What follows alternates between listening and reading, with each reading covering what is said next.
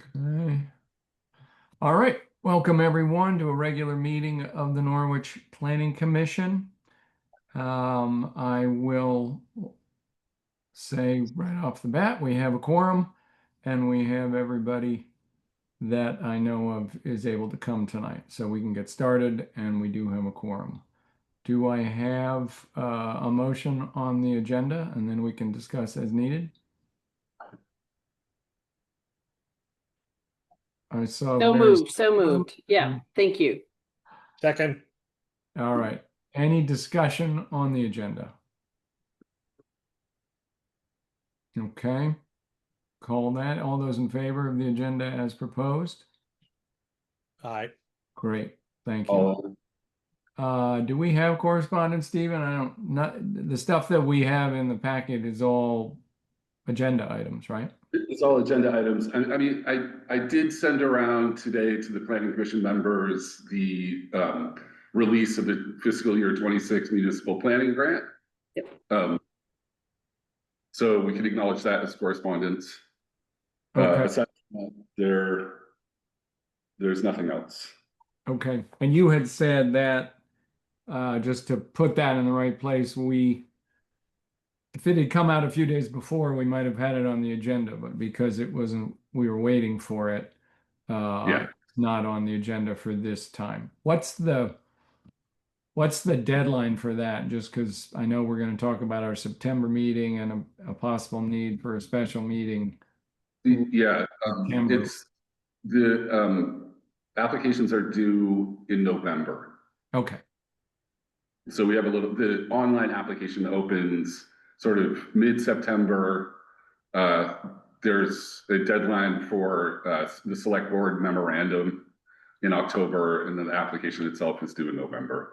So we have some time, but we also have a number of ideas that are being floated around. So Okay. All right. So that will be on an agenda as soon as possible. yeah. Okay. So the next item 4 there is to continue the conversation about the Two Rivers Regional Plan, the Land Use Review Board, future land use maps. And as you recall, we agreed in the last meeting that I would talk with Peter Gregory and anyone else at Two Rivers to get some background. And then we were planning a meeting with them. That's how they're rolling this out, is to go to each town. So I had a meeting with Kevin Geiger and Peter Gregory, and then Stephen met with Kyle. So I'll give you a brief update on my meeting, and then Stephen can report on his. Just to cut to the punchline, so people have this in your head. Our next regular meeting date, the 9th of September, is when Two Rivers will come. That was the best time for them, and it will pretty much eat up our regular meeting time, which is why I think we may need a special later in the month to catch up or keep the momentum on some of the other things we're going to talk about. But that will be Peter, Kevin, whoever doing a detailed presentation and discussion on this topic. So I would urge you to put that document in the packet somewhere you can find it. That's a good reference.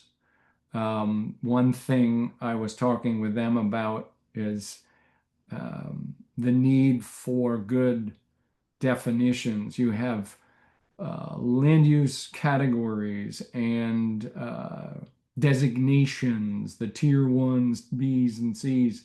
So there's a lot of different jargon that it's good to have references for. And one good reference, when I asked them, the Two Rivers website has a page for 2026 regional plan. And that's the landing page for a bunch of resources, from who's on the land use review board to a very good FAQ on all these topics. So certainly before a month from now, before the September meeting, I would urge everyone to go to that website and explore and dig into things. One of the biggest distinctions in the definitions, and I won't go into the details, but the difference between the land use categories and the tier designations. The land use categories are the future land use, those 10 things like village and neighborhood and hamlet and rural. Those are land uses that something like a village center, growth area, those are things that will be used as part of state incentive programs. If you are within one of those areas, you will have access to certain incentives, that kind of thing.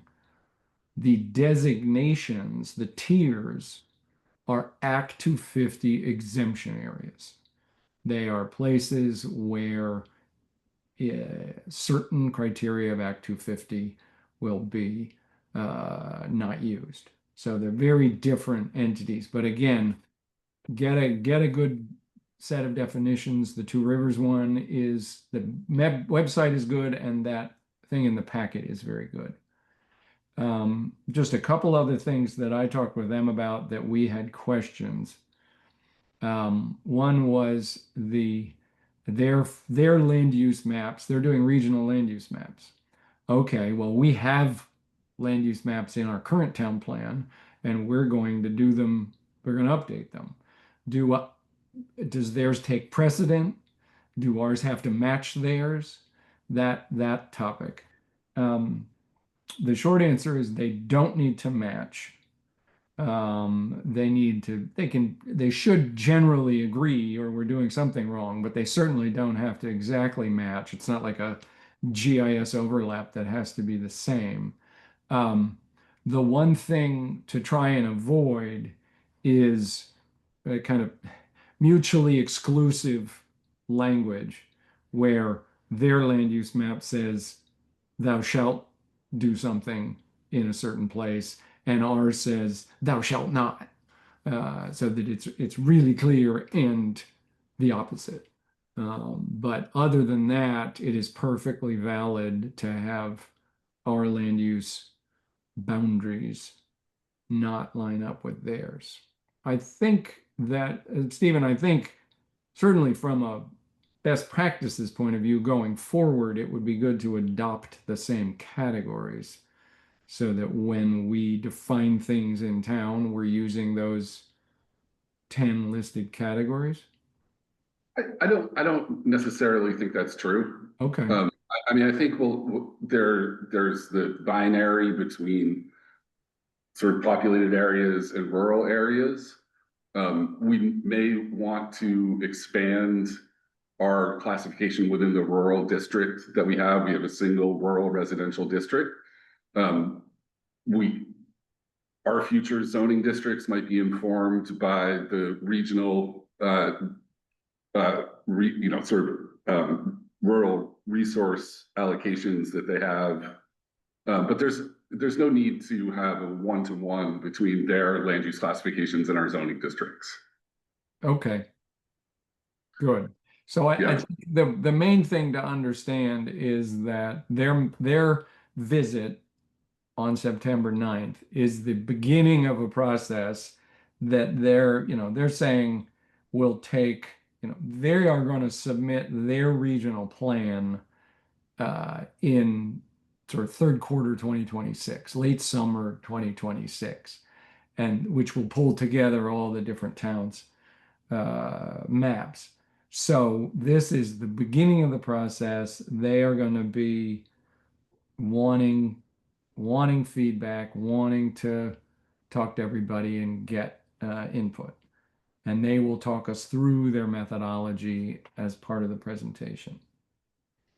So the only other one I wanted to bring up, and then Stephen, if you can talk about what you talked about with Kyle, was the housing. Excuse me, one Go ahead. question, Jan. Is it possible that one, like that the downtown could also be designated as a village center? Like, does a specific geography have only one designation, or is it possible that they have two? You got to be a little careful with the designations versus the categories. 'Cause Okay, so you I'm could be saying a so. tier 1B designation in a village center and have both of those be shared. You can, so our downtown is a downtown center. Is It's it actually also a village village? center. Is it also a a village village. center? It's only a village center. It's It's only a only a village center. It is not a downtown center. That's correct. And can you just because I'm trying to kind of visualize why would that be? Because it's a regional perspective.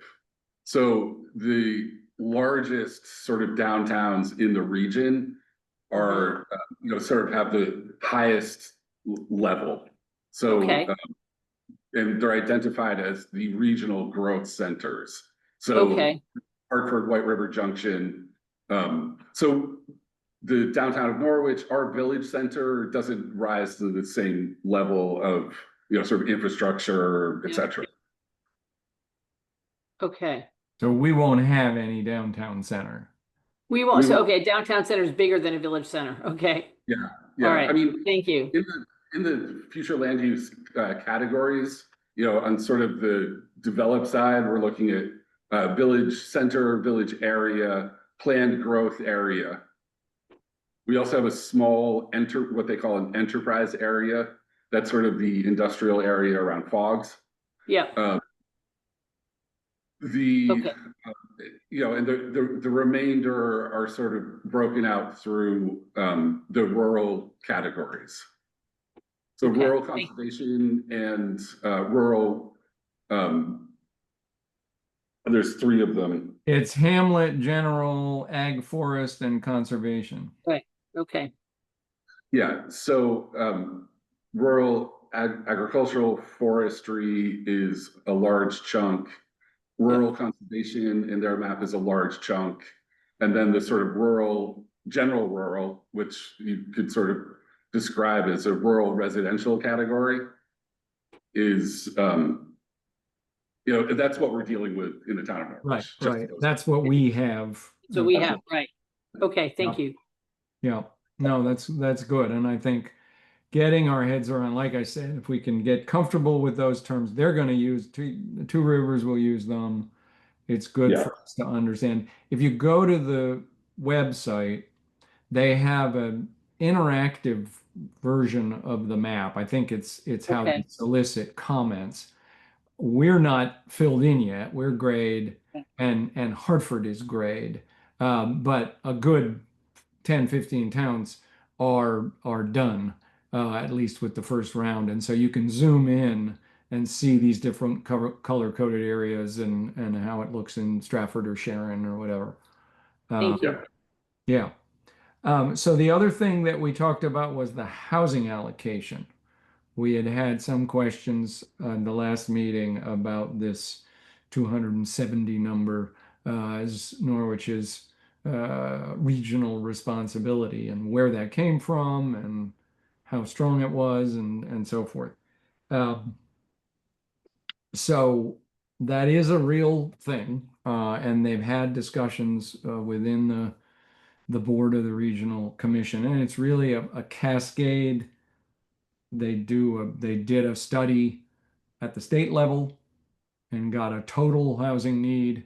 Then they roll it to the regional level so that actually Two Rivers total regional allocation is 3,640 units or something like that, of which then Norwich, Hartford, and so on get allocated. Hartford's allocation is in 800 and something, and Norwich's is 270.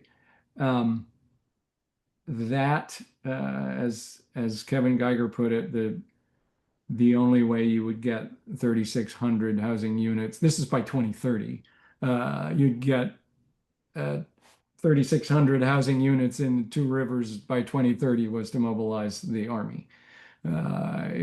So it's Yeah. yeah, we shouldn't say that actually, because Don't count that out. but it's aspirational. It's something to look at. I asked them, and this was interesting. I said, where does that come from? Is that based on jobs? Is it based on growth? It's clearly not that there are 270 houses worth of people homeless in Norwich, waiting for something.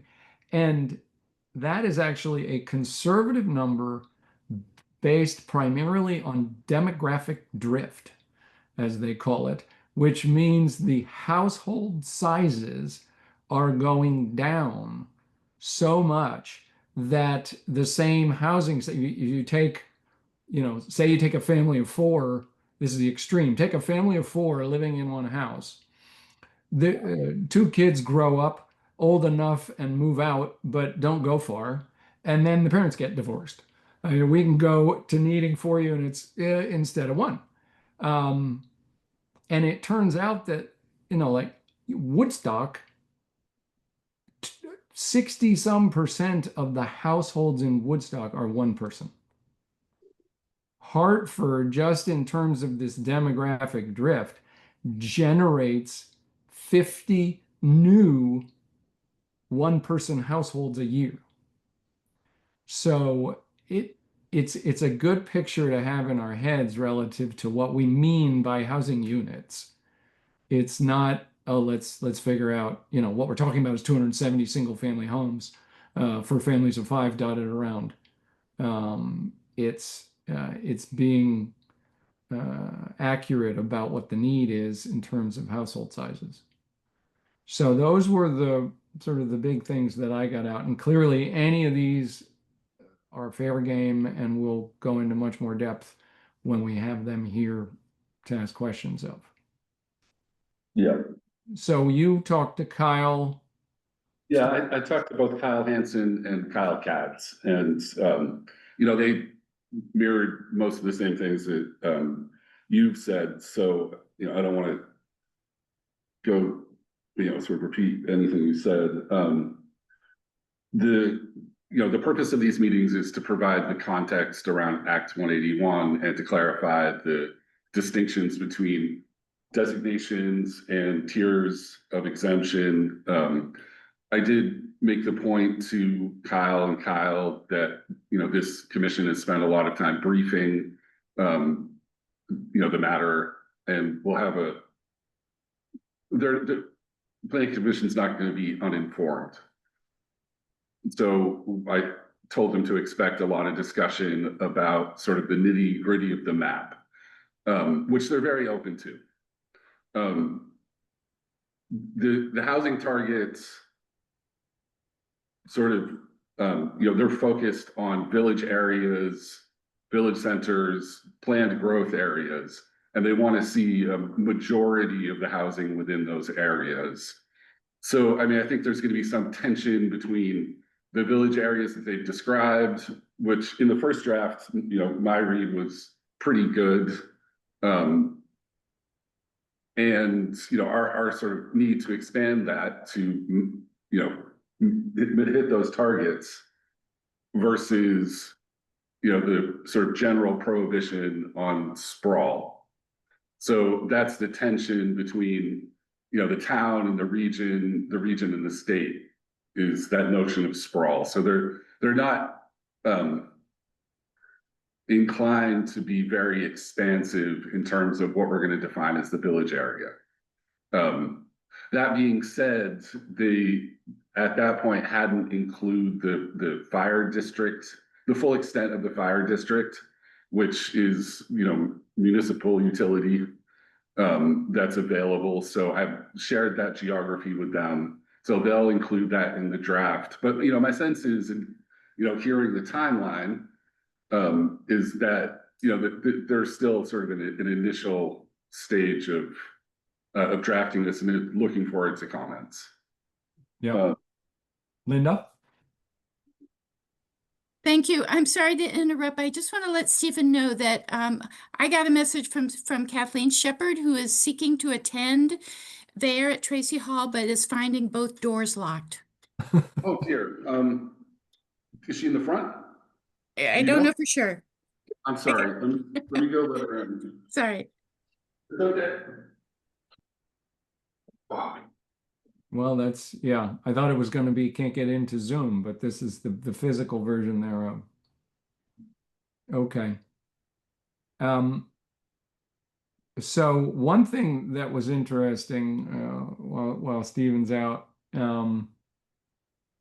there is a possibility when we were talking a little bit about the project, the farmers market project, and the housing project proposed behind the Unitarian Church. And the fact that that may, if they can manage to get an agreement to hook to Hartford utilities, that the Hartford land use map may end up with a small growth center at the Norwich border, which would speak to that development. So rather than Norwich saying, "Oh, we're going to, should we extend our village area out here or make it a new growth center?" That actually, from the point of view of what facilities are serving it and kind of how it makes sense, it would show up on the Hartford map right up to the border there, which was an interesting little tidbit. And just for background on what Stephen was saying about the village areas, this is kind of goes all the way back to the state land use goals, which are all about encouraging compact development rather than sprawl. And then it all goes down from that. So there's a math formula where you get the housing allocation and What's that? and then go ahead and welcome. Then, as Stephen said, a substantial majority of the housing allocation, so to keep things compact, needs to be in the village center or in the center, stake. And Kathleen then you Shepherd. need the village center to be big enough to credibly accommodate that portion of the housing target. So there's kind of this trade-off. If they said, "Oh, Norwich has this 270 unit thing, a majority of that is, 150, 180, and we're going to call the village center these three blocks right in the middle," it's just not credible. There's no way you could possibly fit the need in there. And so the land use map would have to show a larger area to be credible. So that was an interesting tidbit, but clearly something that'd be useful to talk with them about. Jeff Lubell? Did you use the word village center on purpose rather than village? Can the village Probably. also accommodate it? Probably not. I think, well, they're going to use the 10 categories. So they're going to show it as village. They're going to call it village center and have it color coded as village center on their maps, right, Stephen? Well, I think what I'm saying, or the question I'm asking is, it seems Yeah. to me that if they have a target for Norwich and they're really trying to meet that target, that target should be met in both the village center and in the village area, and not just the village center, but the whole village ought to be the kind of place where you would situate development, as opposed to all the places that we want to protect from development Yeah. that we're going to call various rural classifications. And it's really important to have that balance of the two, but it's not just the village center is what I want to emphasize. Right. It's I also think so. I'm looking at the three, at the categories we're going to use. So if you leave off downtown center and you leave off transition, we would have most of the new housing in village center, planned growth area, or village area. That's And correct. assuming that enterprise is more commercial and not residential. But yeah, any one of those three would be appropriate. Yeah, and one of the other topics that came up were sort of other potential village areas in the town. With Kyle and Kyle both recognizing Union Village as a village area presently, just given the sort of density of the housing there and what's happening in Thetford over the border, which Mhm. has village district as a zoning district already for that area. Mm. Um, And So, with the, you know- and with the store at Sweetwater. I mean, essentially, yeah, that's a store, right? We all talked about that and what can happen there. Mhm. correct. And, so there are other ways to sort of expand the idea of the village area. I mean, I think you could make an argument based on sort of land use patterns that, sort of West Norwich, Chapel Hill Road area, could be classified as a village area. But As- so if you're looking at something like that, I did want to make the point that we should emphasize whenever we're talking about this with anybody, and the whole kind of regional commission setting things for us, any project we're ever going to talk about has to pass local zoning and subdivision regs. None of this is a buy. There's no regional stamp that says, oh my God, they're going to put 30 units here and we have no say in it. Every project we're ever going to talk about has to meet all the local codes.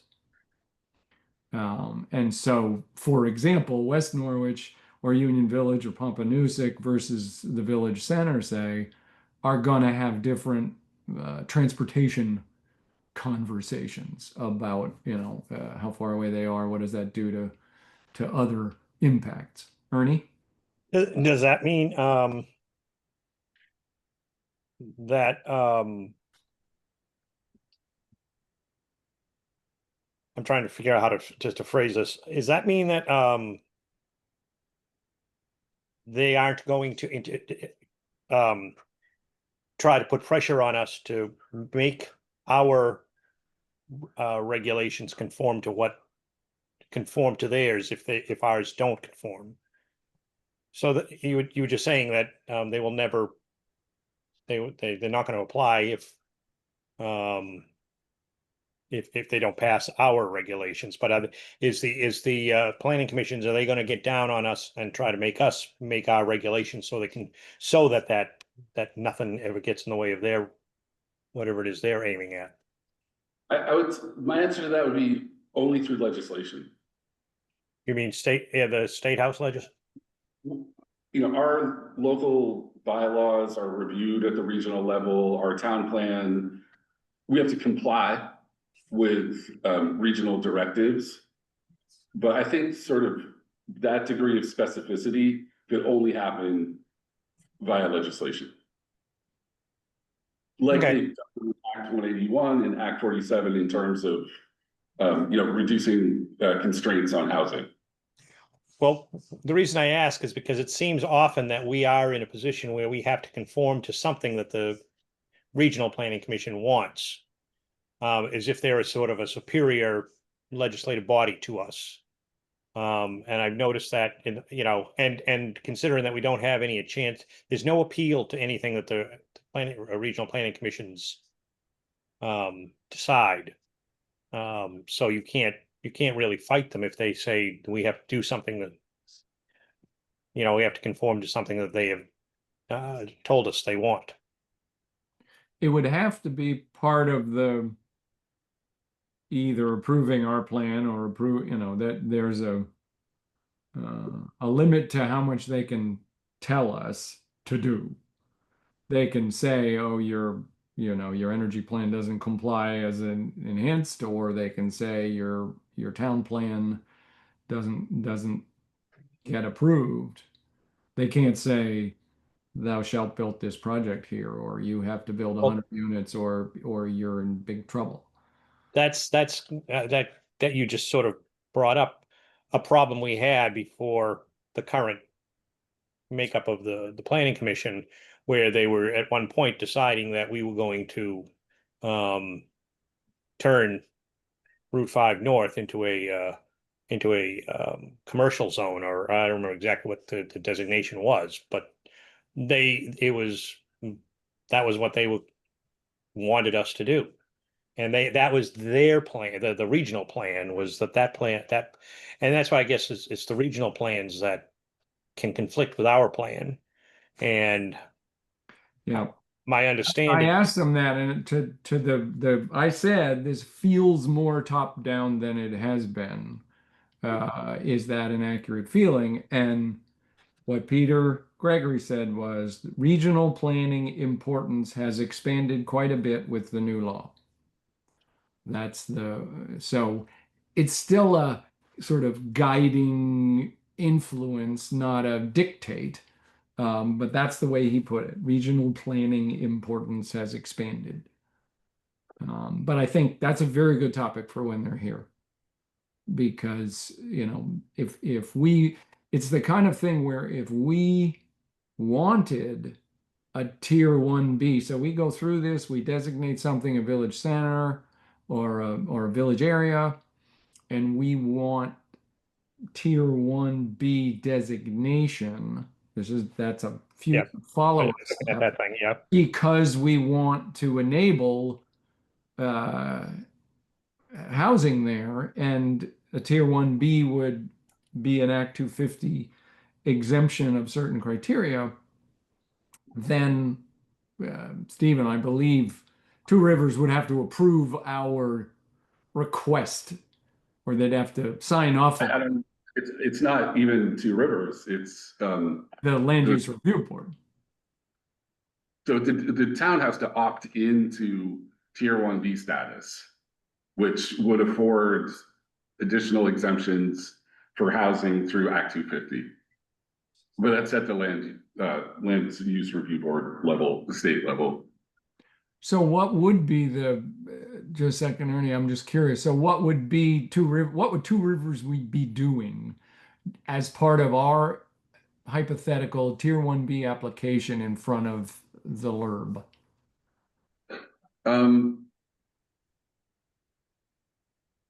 Guidance, I believe. I mean, sort of shepherding the application through, providing support for it.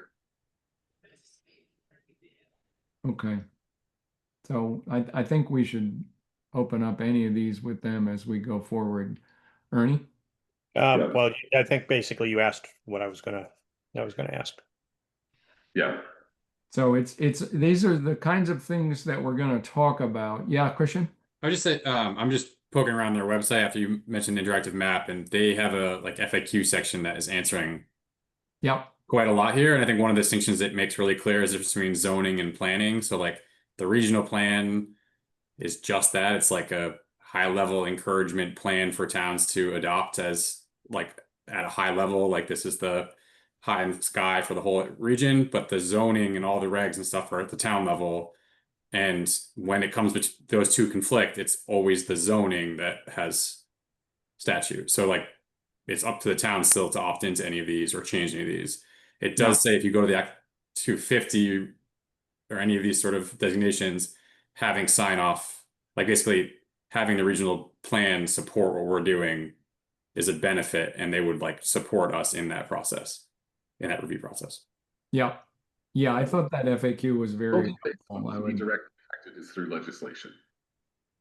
Well, yeah, because what I was going to do is link it to solar siting, like we'll talk about in a bit. But so solar siting, the state felt there was a high enough need to basically statutorily say that zoning bylaws are not going to have the power that they currently do for housing, say. So it's possible that 5 years from now, X years from now, the state says, everybody's doing, NIMBY, whatever. We're not getting the housing we need. We are going to make it more likely to happen so that your plan matters and we'll give you a substantial deference, but you're not allowed to zone out these uses. Yeah. Christian? Versus, I think now they're doing the carrot approach. It's more like if you do Yes. this and you help us meet our targets, we'll help you get access to grant and exemptions to specific statutes and that sort of thing. So they're definitely trying the carrot approach first, like come along with us, and if you, I don't know, like adhere or whatever the word is, and adhere sounds like we're forced to, but basically like there is some sort of benefit to the town, whether state grants or planning grants or for sewer, roads, that sort of stuff. Right. Yep. So that's where it stands now, and well, I mean, this is a 2 or 3 year process. They're not even going to define fully tiers 2 and 3 for, they're in the process of defining what those mean now. It'll be months before those are even defined. And the VLCT presentation that I shared with you guys sort of maps out the whole, the whole process. And it is a 3-year journey with milestones, every quarter, every half year. So it's going to take a while, but it is a fundamental shift. Yeah. So please, do your best to be available then September 9th. And then, I would just feedback, go look at the website. Stephen, if you have if we come across, another resource, or we can say, I don't know when they're going to put Hartford's map up, but if we want to send a note out that says, oh, Hartford's map is now available, go look at that. Anyway, if people want background information or have questions, feel free to send them in and we'll compile it. Yep, happy to do that. And one of the reason they're sort of grouping these areas together is nothing more than the newspaper of record for those towns. So we're Thetford, Fairleigh, Hartford, Norwich, all Valley News, so they can warn them in one record, one publication. So there's nothing more to it, other than that we are so important. I do wonder, speaking of warning people, kind of, in the sense of we warn the meeting, these are big changes in the town. And I think that I just do wonder whether this is something where the planning commission would want to put out a different kind of notification that this discussion is happening. Some people look every week at what's on the agenda, and other people don't. And if we want to have broader participation in the meeting, and people know that, and we put together some material that, on our website that says this is a conversation that's going to happen. The state is asking us to look at, where we might expand housing, et cetera. I just wonder whether it would be, and we welcome people to come to this conversation. I think it's a big enough discussion point that it would, we don't have, when I first moved to town, the Valley News would have been all over this, and we don't have any reporting like that anymore. So I do wonder whether putting together a couple of paragraphs that would go out in the listserv, or go to the Valley News or something, and invite people to come and listen and hear some material ahead of time to get up to speed on it. Because you don't want people to find out after it's done deal and and we say, oh, well, our agenda was public. Did you not read it? No, I think it's a very good point. I think we should be appropriate about the stage we're at, right? This isn't, I don't think Two Rivers is not coming here to get public input from the random townsperson, correct, Stephen? This is a meeting with the planning commission, but I wouldn't want to, and it's the beginning of a long period of feedback and so forth.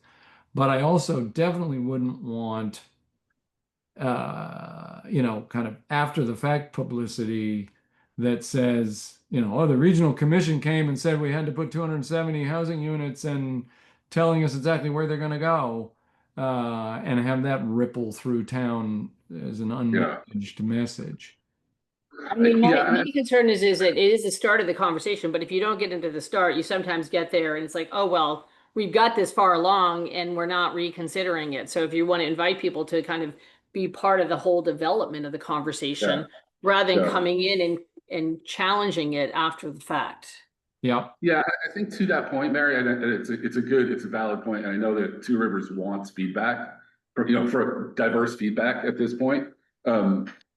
I think, in our agenda, so you see, this is the only meeting topic that we're gonna, have on that evening. Yeah. We just, sort of describe it in, more narrative form about what the purpose of this presentation from Two Rivers is. And, Right. that was.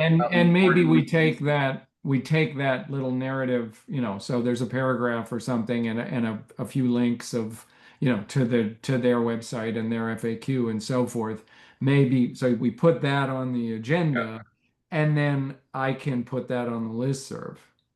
Well, we're gonna post the agenda warning, the meeting on the listserv anyway. We could include it in that. Yep. So as long as it's on that sheet, a little background and some Yeah. links, because I Yeah. think it is important to say this is different. This is not your typical planning commission meeting. This is not, this has never happened before. This is new. This is a big deal. If you're interested at all about development, growth, housing, so forth, this is something to do. I mean, there's actually, if people are interested and you want to do this more than go to tomorrow's select board meeting, Hartford, Two Rivers is doing a public forum in Hartford from 6 to 8 tomorrow on this topic. And so, and I think they're Zooming it. So, Yeah, there's a Zoom link. so anyway, that's and it's not the equivalent meeting with Hartford's Planning Commission. It is more of a public forum on the process. That's my understanding. Yeah, that's correct. They sent out. So anyway, tomorrow at 6, and that's on the Two Rivers website, the link for that. Okay. So just everybody, I think that's a very good idea to make sure we put some context around it and put some resources around it to prep for the meeting.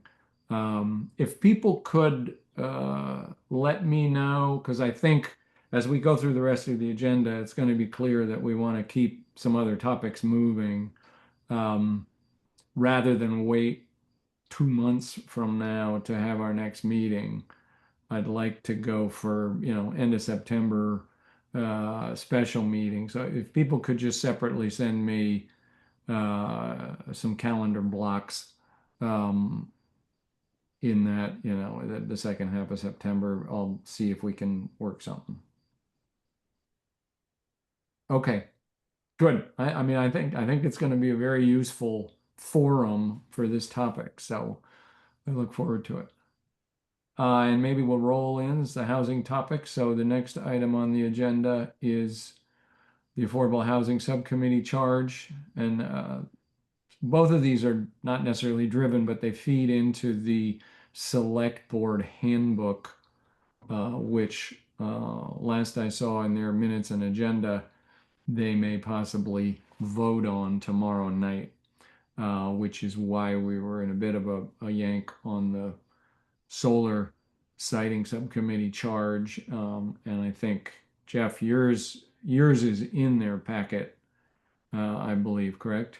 So maybe if you could give us a little background, it's in the packet, but Sure. So at the last select board meeting, well, not the last one, the one before that, or no, it was the last one. I get them mixed up. They go for very long. Sometimes it feels like 2 meetings, right? 1 meeting. There was discussion of the affordable housing charge, and I had not realized that the select board had already developed their own version of a charge that was in their handbook.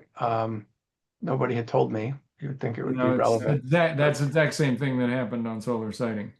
And so they had their own charge, and then we had developed a charge, and Marcia, wanted to explain why her charge was better. And my perspective was that their charge was fine. I didn't have any problem with it, and I didn't want to get into argument about it. So I said, from my perspective, I think it's fine. But obviously, that's what you all should sort of think about it.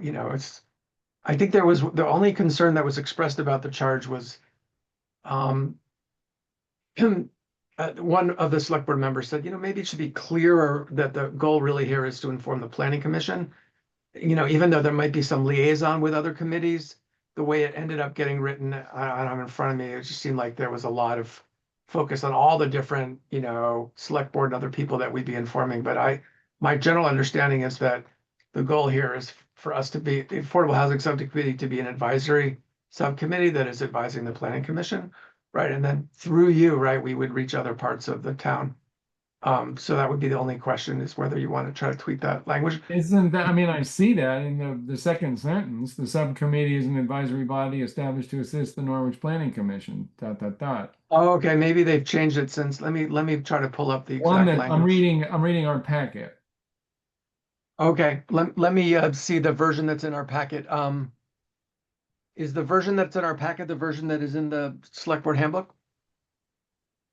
I don't know, Stephen, where'd you get because that I- that may actually be yours. Because I checked, you had sent the draft.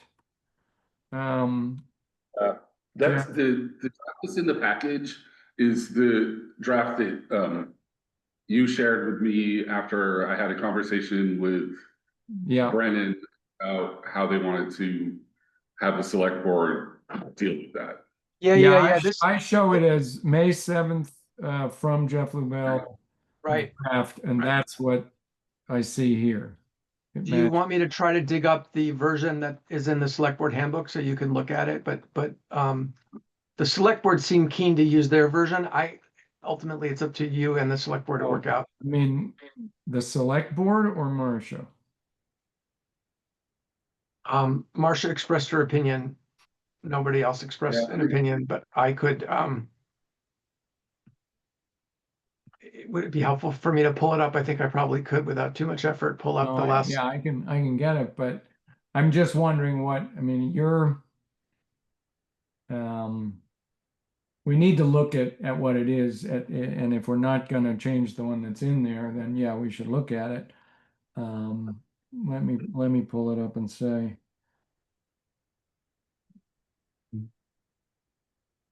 I have- They I have found it, FYI for you, it's page 207 of the select board packet for tomorrow, and it's a one sentence charge. Okay. Oh, it's just a one sentence charge. Do you want to, should we? I I let her can share her read screen? it. Be right. Yeah, While, let me get yeah, to it. Yeah, they win with the 300-page packet.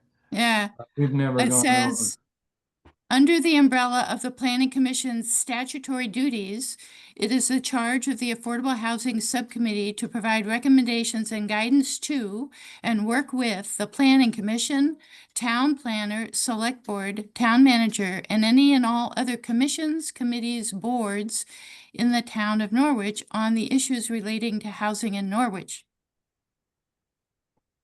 Yeah, so that version is certainly more agnostic as to who you're working with, or more. Yeah, I think that was the concern that one of the select board members, and I apologize for not remembering which one, raised as a question. And I certainly think there's some validity to that. So I guess the question would be, is there a way, I mean, you all should do what you want, but one potential option would be to see if there's a way to tweak that in a minor way that would make it clear that we're primarily a subcommittee of the Planning Commission, right? And there to form the Planning Commission, even though we might liaise with or inform other parts of the town. I'd also point out the word affordable has been dropped from. I agree. I noticed that too. Yeah. Just housing in the town rather than affordable housing. Well, it's the name of the committee. Name is still affordable, is but it yeah. But not the From charge. But in charge, the charge, it's just to think about housing.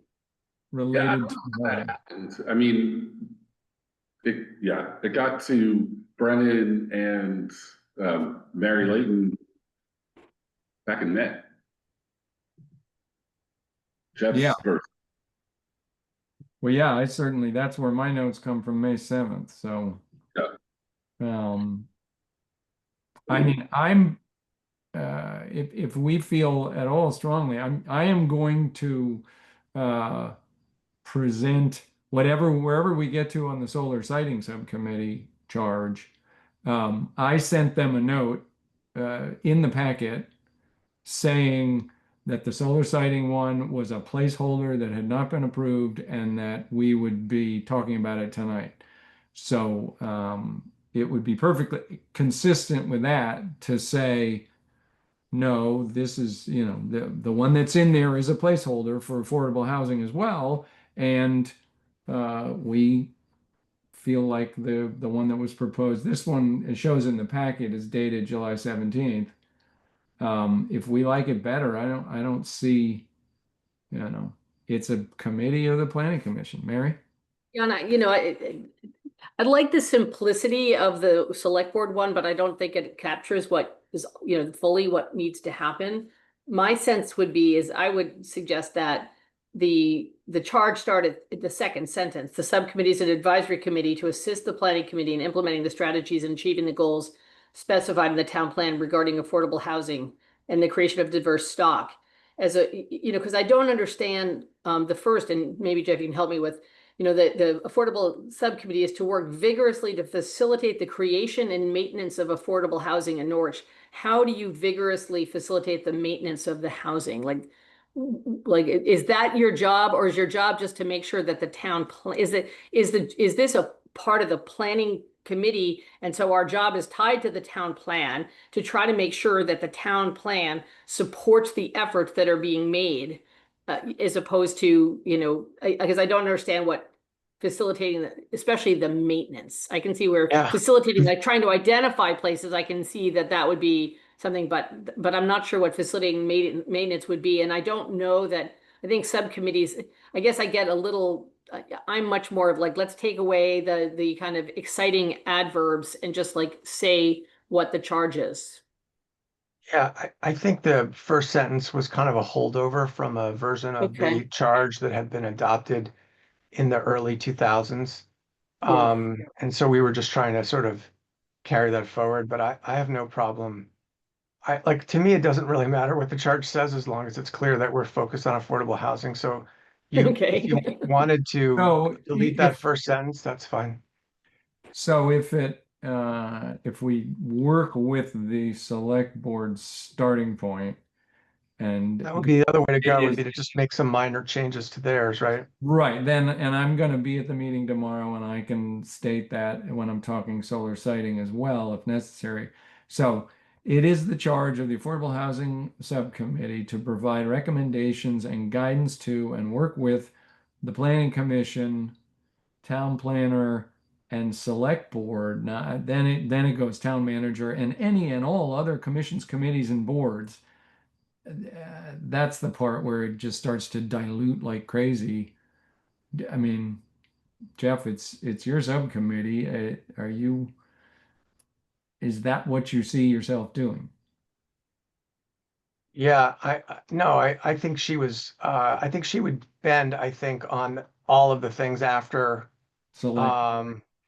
yeah, uh, um, you know, the, all the other committees. So I think what you could say is, and I've just redlined this if it's helpful to look at, it is the charge of the Affordable Housing Subcommittee to provide recommendations and guidance to and work with the Planning Commission, Town Planner, Select Board, and Town Manager on the issues related to affordable housing in Norwich.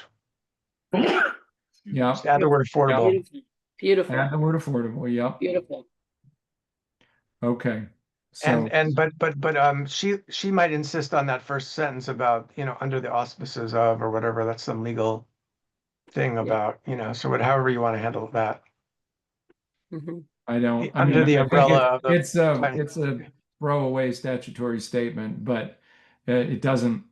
It still emphasizes planning commission connection, so I don't have any real Okay. problem with it. So I think your path of least resistance is just to do that and not to try to go back to the statement that we had drafted. And I think at the end of the day, it doesn't ultimately matter, right? Because we're just going to focus on affordable housing as long as that's Okay.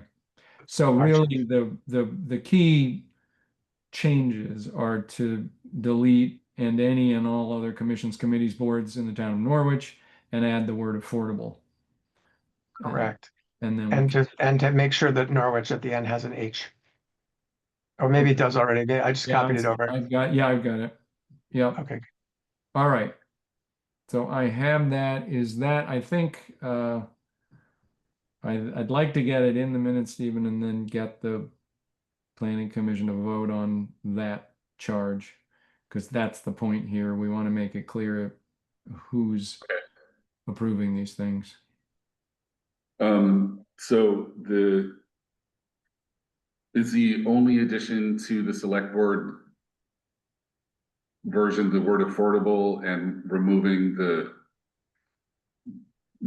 so Then you remove period after town manager, well, not period, comma, going to on the issues related to okay, yeah. delete So and all other commissions, committees, boards in the town of Norwich. Yeah, okay, I can put that into the minutes. No Okay. problem. If that's clear with people, I'll take a motion to approve that. Mary, I move to approve that revised statement. have a second? Bob? All right, any discussion on the motion? All those in favor? All right, thank you. So if you can record that, Stephen. Yep, All right, thanks, Jeff. So I'll speak to that tomorrow. Jeff may be there or not, but we'll have the handbook. Okay. Do you want to start us off on the solar siting subcommittee status and agenda item, Mary? Yeah, so we wanted to revise the charge to the solar siting committee. It had been a 2-page document with lots of detail in it, and we wanted to focus it in really on kind of aligning the town plan to provide clear, accurate guidance regarding the development of solar energy projects in the town of Norwich. And guided by the laws of the state of Vermont, bearing in mind the town's character, topography, location of 3-phase power lines, and the desires of all its residents, the solar siting committee will define in the town plan clear criteria for any solar project requiring PUC review. That's really to say, you know, we do not have anything to say about where people put solar on their roof or things like that. That's zoning. So making that really clear, that does not have anything to do with us. The second point, you know, we'll engage with other committees, energy, conservation, and welcome input at its meetings, and that there's an aspiration to develop an enhanced energy plan for the consideration of the select board. So we had a conversation at the solar site committee. There was a lot of input and suggestion that we use a specific language that we had. We took the recording and pulled that out, and hopefully this is, if people have any comments or questions about it, but really trying to tie it to making sure we're aligned with state plans and you know what it says. Yeah, Bob? I guess I just have a question. It says that the subcommittee will define in the town plan. I mean, is it more that it's advisor, or, you know, guide the Yeah, commission in defining? So we'll define, we'll recommend or we'll make Advise. recommendations. Yeah, recommend, or, Recommend, changes to the town, or we'll recommend change, changes to the town plan in order to provide clear criteria. How's that? Thanks. yeah, that's good. Could recommend, I mean, even instead of define in or recommend the town plan, I don't know. Yeah. Might be fewer words. I have just, instead of saying PUC proceedings, I think section 248 proceedings would be more appropriate. Also, discussion of 3-phase power specifically, I think is too specific in this case. Yeah, I was gonna say just put necessary infrastructure. Okay. So Yeah. there's some other, there are other things, road access roads or any, not counting any of the other criteria, just it totally includes 3-phase power, but it doesn't limit it. Stephen, tell me about the suggestion to change it to a number that refers to a statute as opposed to putting something in that would kind of conceptually make more sense to people who are not familiar with all of the statutes. Or do both. Or do both, can you just put it in, maybe put parentheses, one or the other, but I think when we, unless we can obviously put a link to it, but it seems like the Planning Utility Commission approval is the kind of what we're thinking about, but maybe I'm missing something, so. Section 248 is all encompassing of all of the sort of infrastructure that the Public Utilities Commission looks at. Alternatively, you can call it, just spell out Public Utilities Commission. That's As fine. opposed- Yeah, that's great. It's great to do that, and that would be terrific, and link it to the appropriate thing if we want to. I don't know. Yeah, I don't have any problem putting, I think spelling it out is good, but you could put in parentheses section 248. Yeah, yeah. That doesn't hurt. So people could know exactly what the And it's specificity of that is. Not Act 248. I've learned that. We've all learned that. Yeah. Yeah. So I think, yeah, the two that I had were going to necessary infrastructure, and then I'd like to put in the third bullet, develop an enhanced energy plan for the consideration of the Planning Commission and the Select Board. Okay. Just to be clear about the sequence, and yes, we should include them. They're going to approve it eventually, but it clearly comes through us. Linda?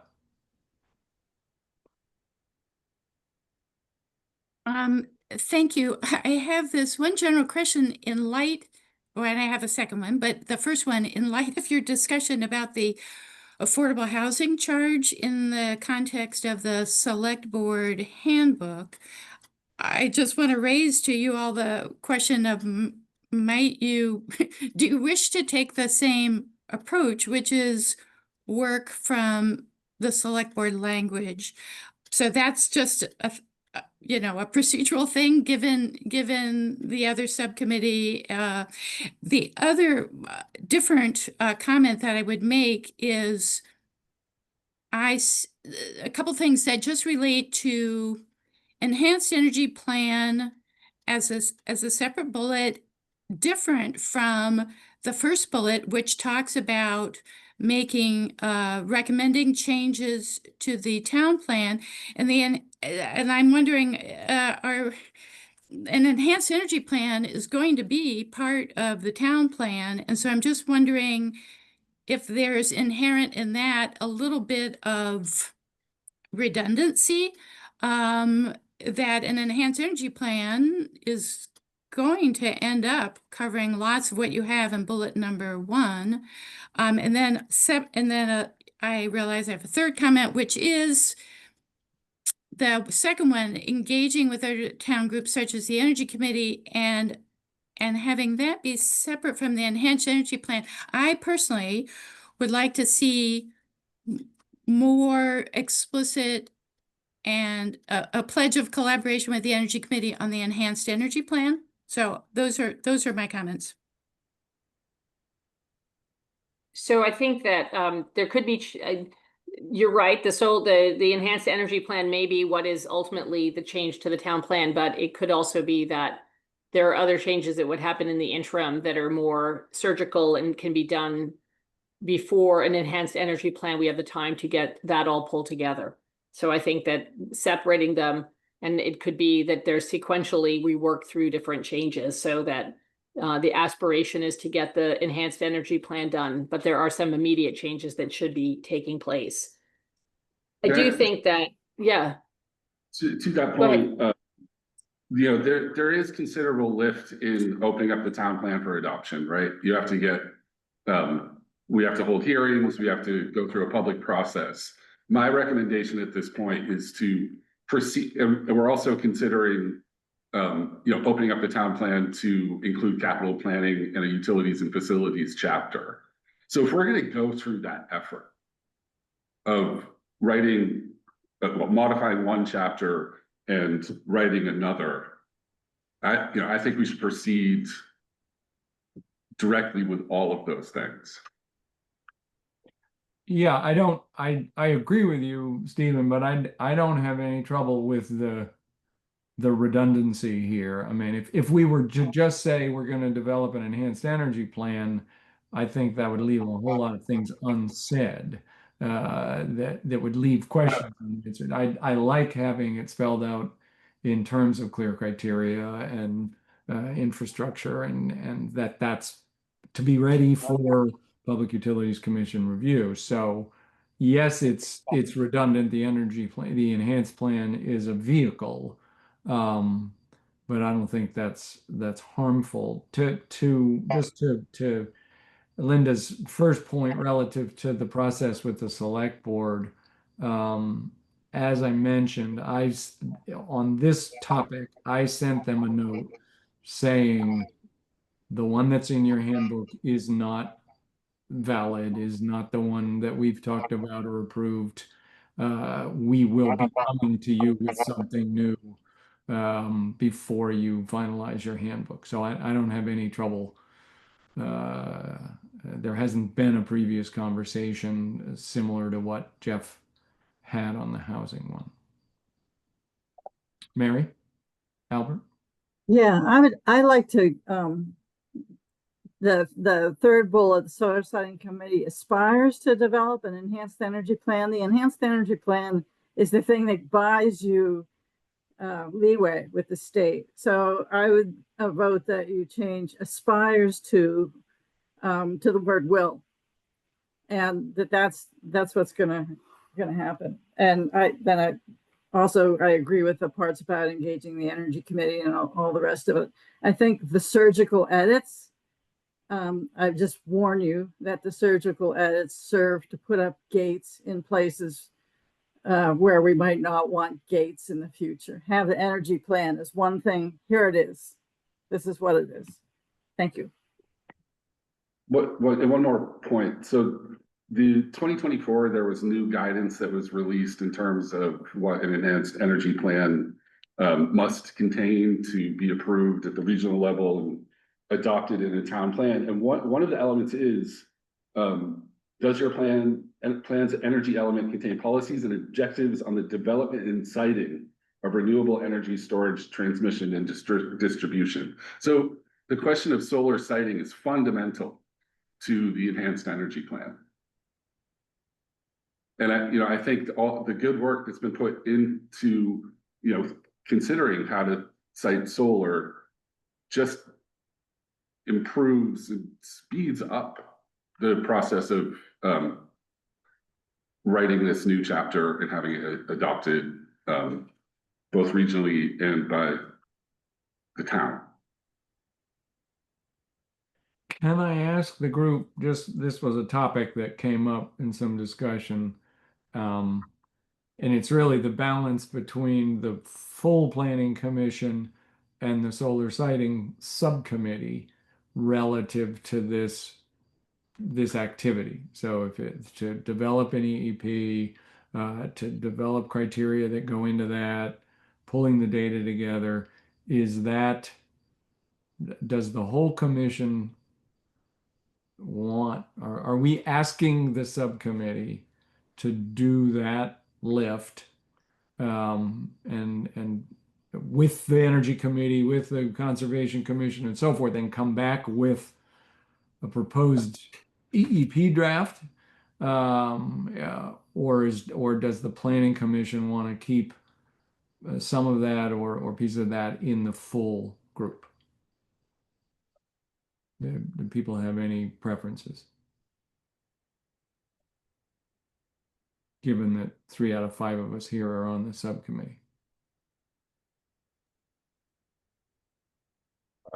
I would say kind of keeping, maintaining part of it in the full group, as we go into like the value of scenic inventory and all that, that gets into more general planning discussion, I think. Mm-hmm. And I would assume we would lean on either whoever's doing the lift is leaning on Stephen as staff, and regional commission has all kinds of energy data and so forth that needs to be updated.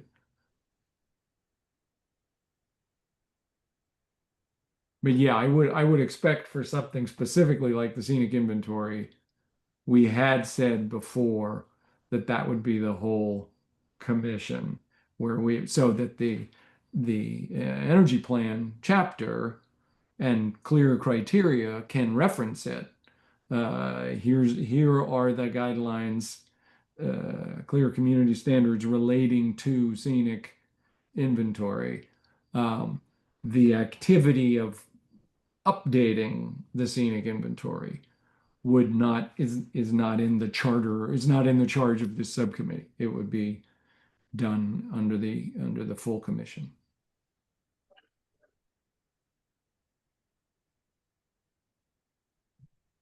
What do people feel? We have a couple edits it sounds like we have agreed to and a couple proposed. How strong do people want to make the aspires versus changing that to a stronger statement? Can I just actually, my question is, and this is an open question, I don't necessarily have the answer, but is the enhanced energy plan, should that be developed? Is this the right group to develop that? Like the Solar Study Committee is one component of the enhanced energy plan from the state of Vermont. It's perhaps a large component of solar or renewable energy, but it's certainly not the only component. So is that something, should this be developed, should the select board or some other body, what the planning commission, select board, somebody else tackle the EEP, the enhanced energy plan, and the solar siting committee contribute to the portion of the plan that is solar related? It just seems like kind of outside the charge of the subcommittee. The first two bullets are very clear, talking about solar energy, but the enhanced energy plan is talking about renewable energy at large. Like, where are we going to get? It talks about power usage. It talks about shifting to, like, there's all sorts of things that aren't part of the solar siting committee. Right, electric cars and so forth. Yeah. So my question is, like, either we should expand the charge of the committee to like solar siting should be the, I don't know, enhanced energy plan committee that should try to tackle this, or somebody identified in the town should tackle this, and the solar siting committee can contribute on the solar energy portion. No, it's a good point. Let's think about Yeah. that for a I minute. mean, the fortunate thing about the enhanced energy plan is that, the guidance is very prescriptive. There are three elements essentially that we have to cover in that plan.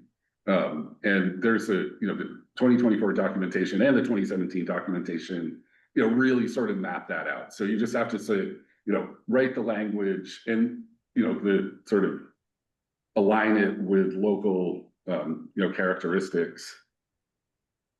Just hit all of those elements. So So- I wonder, I mean, to Christian's point, is it, if does it make more sense to have a targeted charge? So that the solar siting subcommittee is doing the first two bullets, and the third bullet is the planning commission working. We're going to get this whole subset of it from the solar siting subcommittee. We're going to work with the energy committee and other groups to do the full EEP, because you're right, there are other dimensions to the EEP other than just solar siting. What do people think? So I think that spinning off the EEP and making it a planning commission thing, fine. I think that makes sense. I think we have significant problems with our current plan, which is very out of date with the state right now. And it needs to be changed. It needs to be corrected. And so I don't know that you can, Stephen, the 4 steps, I think that getting the enhanced energy plan together is a long-term thing. In the meantime, we are, I would say, vulnerable. And I know other people disagree with that, but I think we're vulnerable to people coming in and without clarity in our plan and having some really challenging situations. I think we've got some errors that need to be corrected. And then if you want to close this solar siting committee down, once those are corrected, and say, great, now let's get the EEP together to set the overriding thing. We can think about where we want to put a ton of windmills and maybe put a big, electric plant in here and make town just a, energy force for renewables, but let's do that separately. But I think that we have problems right now that need to be addressed. I think my reaction to that is that most of the problems that you're bringing up would be addressed through the enhanced energy plan. Also, Which, how long will that take though, Stephen? That's my point. oh, I don't think My it would point is, take how very- long does that take? I don't think it would take very long. I mean, we already have a fairly robust energy chapter as it is. Two Rivers has done good work. We have, sort of briefings from, Kyle Katz to sort of, things we need to address. There's a handful of elements that need to be addressed. I know the Energy Committee has done a lot of work, and would be able to sort of easily provide, shape to that chapter. Yeah, I just, there's Yeah, a and I lot think, of, Stephen, to lot your of- point, Stephen, if the instant we change a comma in the town plan, we have a certain amount of work that has to be done. And so Right. so the term surgical is somewhat a misnomer in the sense that as soon as you change anything, you've got this bundle of work. And Yeah. we're going to do, whether it's the utility and facilities plan, or we're gonna do just like we did with the zoning regs, we're gonna get some package that is worth doing that work around. But I agree. I think getting the solar siting subcommittee to feed what will be a substantial and very important chunk of that energy plan. Mary? Well, I mean, Jan, we just spent an awful lot of time making a lot of changes to the plan, the town plan, to the plan, I mean, into the zoning and everything else. I mean, this committee did that work. Stephen helped us work through all of that. So I think it's interesting that we'll do it on some topics and not other topics. And so we've been, we have been working on this. I have been working on this. We have been working on this for a long time. And it feels a little bit like there's a filibuster now, like, okay, let's take this away from the solar siting committee, give it to the energy committee that will, continue to say the town can do whatever, kind of be open, fair game for renewable energy anywhere people want it, which is what our current town plan says. And Well, take, no, I take mean, it. let's wait. No, let me finish. Let me finish, Jan, please. No need for you to interrupt me, please. I am not, this feels, this doesn't feel good.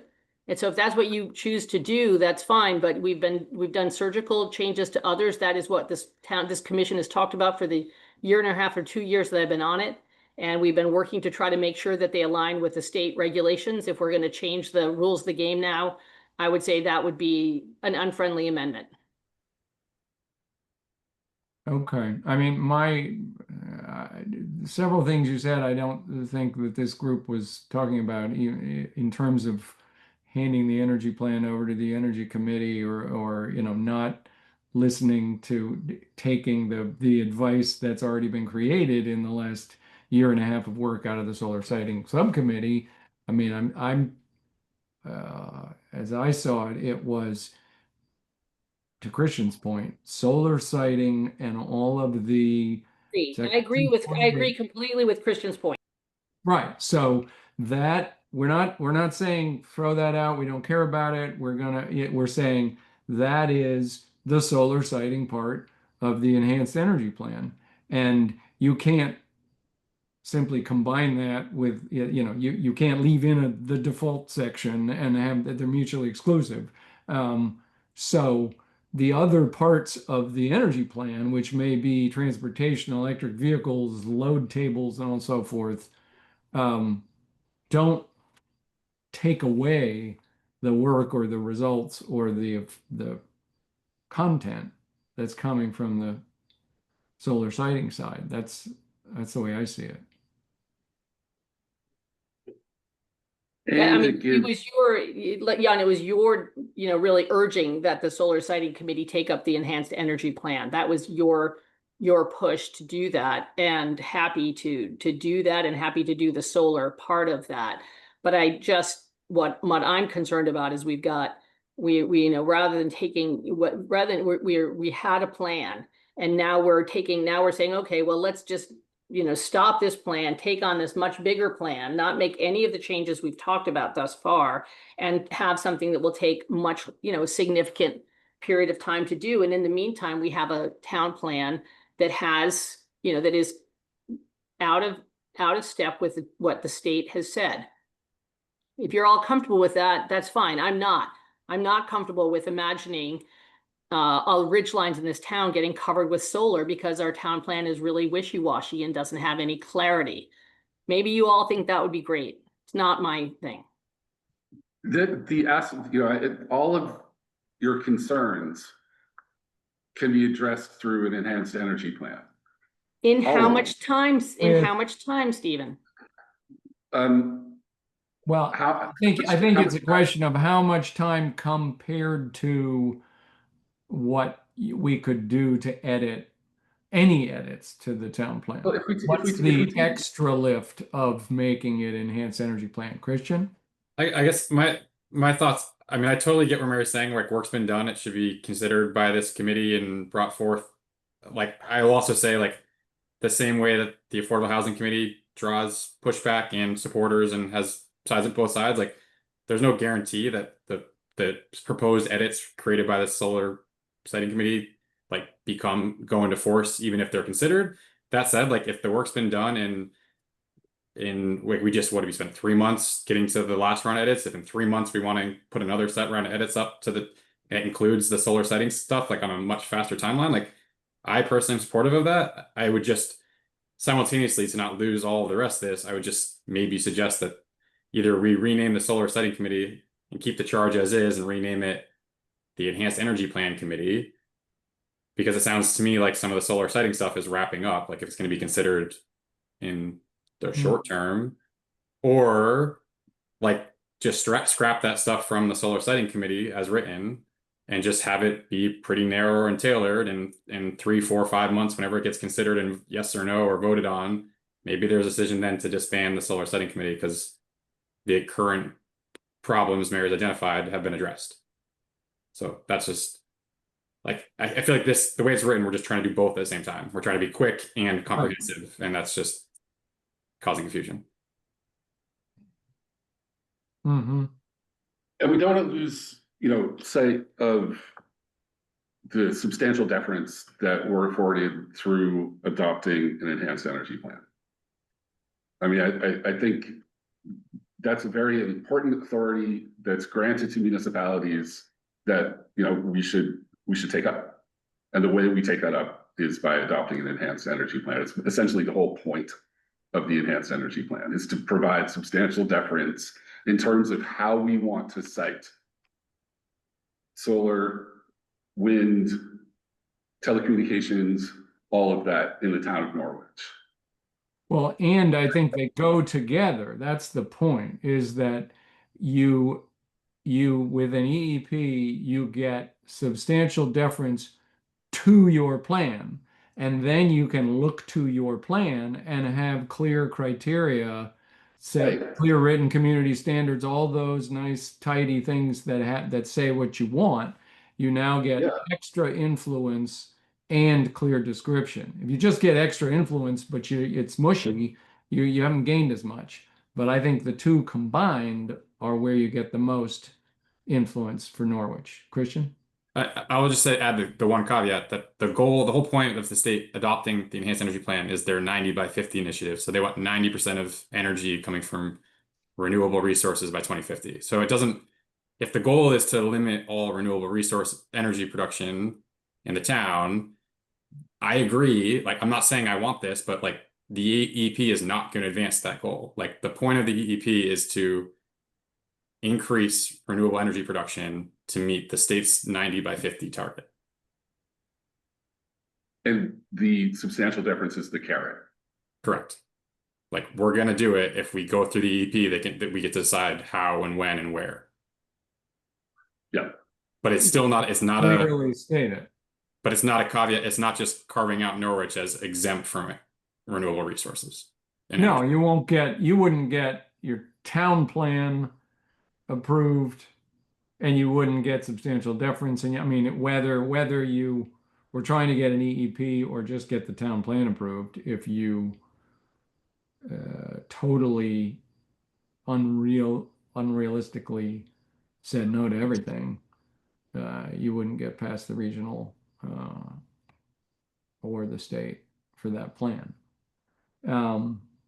So can we I definitely don't want to, because, I know how much work the subcommittee has put into this, and I know that we have specific language that is ready or close to ready to help define things. We have specific ideas and citing things of where to put preferred locations for this. So we have what would be a very useful input to plug into the enhanced energy plan activity.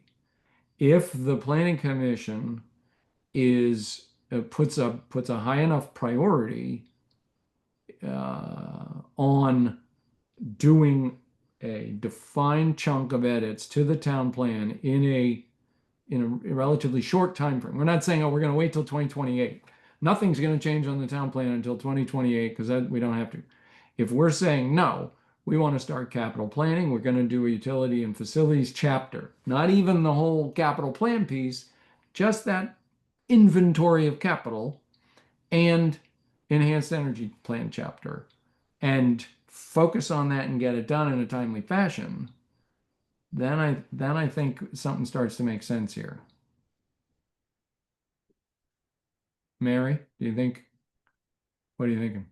Then let me make a motion that we dissolve the solar siting committee, turn it over to the enhanced energy plan, and hope that all the work that we've done works well. I would also say that I think that the enhanced energy plan should be in the authority of the planning commission, period. Working with the energy commission, but I think that there are very broad considerations around the town plan. So I would say put it in the town plan and set up a new committee. But I also think that this committee has got to be very clear that we have a town plan that is very out of sync with state regulations around solar. And, that just is what it is. And and I hope that Stephen and whoever else is going to work on the enhanced energy plan works quickly. All right, so I'm going to have to take that from a process point of view. If that's a motion on the table, then I need to ask, is there a second? Which, to my understanding, is to dissolve the solar siting subcommittee. Mary, is that your motion? Yeah, I mean, that seems like what people want to do. I don't want to stand in the way if that's what people would like to do. And I would think that if that's what the town wants to do and wants to work on an enhanced energy plan and broaden it, I don't want to set in the way of that. And I think that, I think that's what everybody's talking about, and won't everybody be relieved, huh? Well, that's not what I'm talking about, but I need a second before we discuss the motion, or not.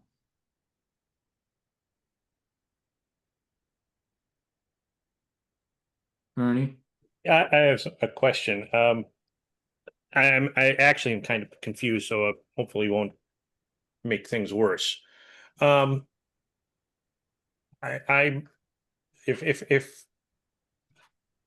I don't understand really, it almost seems like there's some sort of a power play going on here between various different parties, and I'm not quite clear why that would be.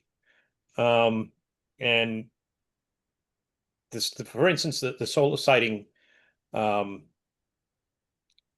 subcommittee, they've been working for a long time to develop some very specific I don't want to say regulations, but ways of regulating solar energy installations. It doesn't mean they're trying to throttle them or anything like that. They're just simply trying to make sure that, we're not going to turn every single piece of farmland, for instance, into a solar field, because that's great. We'll have lots of solar energy. We won't have food and any of the other aspects of turning a field into a solar farm. And there are some people that I remember, I think it was at a solar siting committee meeting where people were actually getting angry because it sounded like the committee was going to start trying to reduce the amount of solar solar energy that could be installed in the town, which that's never seemed to me to be the purpose of the solar siting commission. It just seemed to be find the right places to put the stuff. Just like there's right places to put people, there's right places to put farms, there's right place, you know, and I'm not quite clear on why there's even a discussion here. What you know, the enhanced energy plan, you know, Mary was right. I mean, you kind of encouraged it, but Mhm. it doesn't. I don't see anything really. You know, just because the committee was called the Solar Siting Committee doesn't mean we didn't know or couldn't handle starting to deal with the issues involved in developing enhanced the EEP.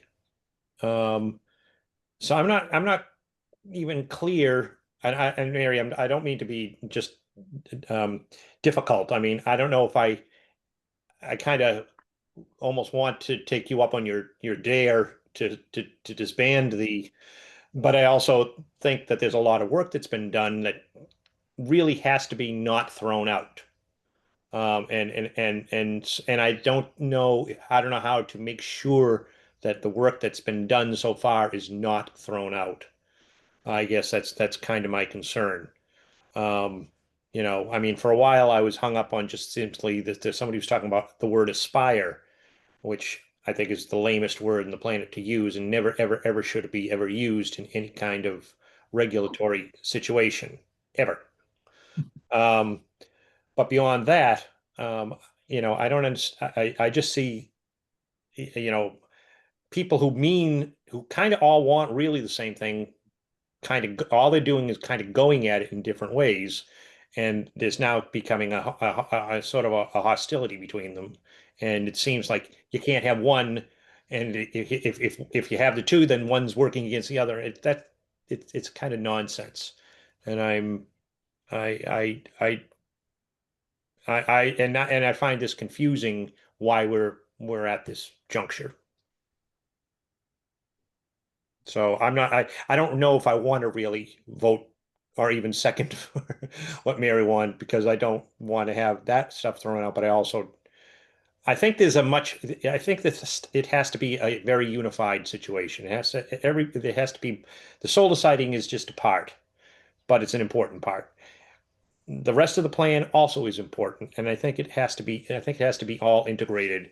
And I don't know if it means that it gets integrated by being put with the solar siting committee, and it doesn't really matter the name of the committee is, or you know, the EEP committee. I think the energy committee, I don't even know who they answer to, really. So I don't even know how they can sort of wear the mantle of helping plan when they're not part of the planning commission, if they're not part of it. I don't really know.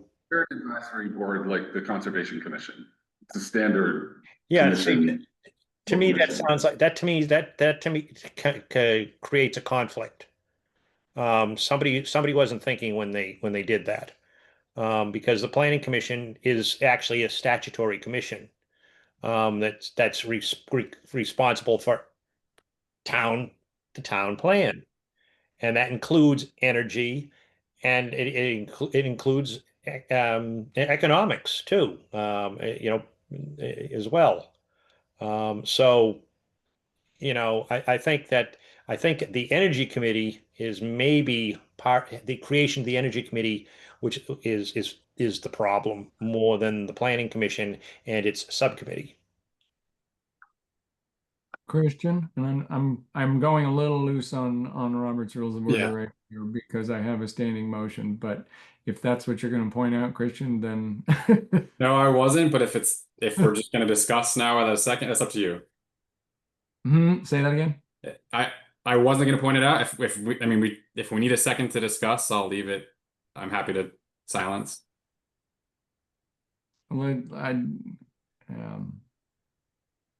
I think if we can keep going on the discussion, I will park the motion for just a second because I'd like to. It's a good conversation. Christian. I just I would just want to back up a couple steps. I mean, I think in much the same way we just had a discussion with the housing subcommittee, I think if the my original point stands that if the solar siting committee wants to focus on solar siting, I'm fully supportive. I'm just asked the question. I stand by it that throwing other things that are not solar siting related outside of that scope into the solar siting committee causes questions. I think if affordable housing subcommittee had started talking about other aspects of the planning commission, this group would have had questions and raised their hand and said why and what's going on. So my point still stands. It's either I'm happy to support the solar siting committee and its work if it sticks to solar siting, or I'm happy to entertain them renaming and becoming a broader energy committee that focuses on the EEP, with solar siting being one aspect of the renewable energy plan that's part of the EEP. So it can be either or. I'm totally supportive of the work. I'm totally supportive of considering the motions. It just, to me, it's like we have to make a decision. The solar siting committee can't do all energy inventory for this town. Like that's outside of this scope in its title. Mm-hmm. Just a second, Ernie, because I wanted to respond to a couple things that were said. And it is true that I advocated for an EEP, certainly in the last solar siting meeting. I think for the same reasons that Stephen stated it, I think it's a good idea to have that to get to a substantial deference. I don't think it's enough of a lift to make us not want to do it. I'm not, I don't think it matters as much where it happens. I just think that it's worth the extra work to do it, because I don't think it's that much more. I definitely don't want to take away the efforts of the solar siting subcommittee, and I don't want to disband it, because I think we're 80% of the way to feeding the details into the town plan that would be a critical part of the EEP. So that's just my feelings on that, and I'd open it back up for a second or Mary's comments. I'll cede to Ernie. Okay, Ernie. I've started to I'm trying to formulate a position here, even because I'm the more I think about it, the more intrusive I think the are problematic having a competing committee dealing with what's going on within the planning commission. There shouldn't be something outside doing planning that's outside the planning commission, because the planning commission, as I said, is statutory. It's charged. The energy committee is not a statutory committee, and so it should be subordinate. If nothing else, should be integrated into the. If we get rid of the solar siting committee, I would also want to see that the energy committee comes under the umbrella of the planning commission. That's the only way I really see this working. Bob? I guess I'll just say I don't know the charge of the Energy Committee, and we've had a lot of discussion about wanting to hear the voice of people in town and respect it. I think it's been around for a while, and I'm sure they've done a lot of good work. I mean, it sounds like there's competing meeting times, though, with the Solar Siting Committee and the Energy Committee or something like that. We definitely dealt maybe with that in the next meeting, so we're. I mean, in the spirit of collaboration and getting the input of everyone, I think there's value in including and having both groups. I mean, and I say that because I don't exactly know the charge of the Energy Committee, but I know it's been around for a while. I made a comment about the scenic inventory with the Planning Commission. I wasn't sure if the implication was that should be the gatekeeper. In previous discussions, I thought that it seemed like it was reducing to that being an important part of the sort of the gatekeeper of where solar siting, where solar would be sited, because that is a big concern of people in town. So I just was bringing that up to make sure that is a discussion that is out in a bigger group. Mm-hmm. It's certainly a tool, and it's a tool that is useful to be referenced and be clear, part of clear community standards. Just to bring up we talked about this in the solar siting meeting, was the solar siting subcommittee an advocacy group for or against renewable energy? And that was a very useful point. And the clear statement was, no, it is a planning group. It is, and that's where the bullets here speak to, which is understand state law, and understand what the town of Norwich's residents want, all of them, and put that into a planning document in a way that makes it likely that we'll get what the town residents want. So it is not an advocacy role. As I see it, and we can pull up the Energy Committee's charge, it's in the handbook. The Energy Committee is an advocacy group, at least in part, for renewable energy, energy conservation, and all kinds of good things like that. So there's a difference. To your point, Ernie, I think the Energy Committee is not a planning group in the same way the Planning Commission is. It's advocating, as the Affordable Housing Subcommittee is advocating for something. Jan, one edit to your comment. The current charge to this committee, it's posted on the web, it actually does define it more as an advocacy committee. And that, I think, is what got the conversation going, which was saying, we're not an advocacy committee. We are a subcommittee of the planning committee, and our job is to align the town plan with, the laws. I mean, when this committee last discussed it, when we brought all our work to them, there was quite a scene when Jeff just stomped out, and we really refocused to make sure everything was focused on the law and not on advocacy. But that's what we were trying to do with clarifying this mission statement. And then the mission statement in the last meeting, were very strongly urging that we put the enhanced energy plan in this charge, which was not initially in the charge that we had. And then members of the public, I do agree with Ernie, were quite clear that they did not find the new charge to be to their liking, and that that we should be advocating. We are not advocating. We're not, we are advocating for a town plan that meets the needs of the people in this town. We are not, some of us would advocate for more conservation, some would advocate for more affordable housing, some would advocate for more solar siting. A job of the Planning Commission is to make sure our plan aligns with what the statutes say, and to get the feedback from all residents of the town, not just people who come and speak up and have have the so I think that that's really part of what we are wanting to do, and that's the focus has been to think about and also there's a lot of inconsistency in our current plan and a lot of lack of clarity, and and I think that's that it's unfair to people in this town. It's unfair to people who want to come in and put solar development in.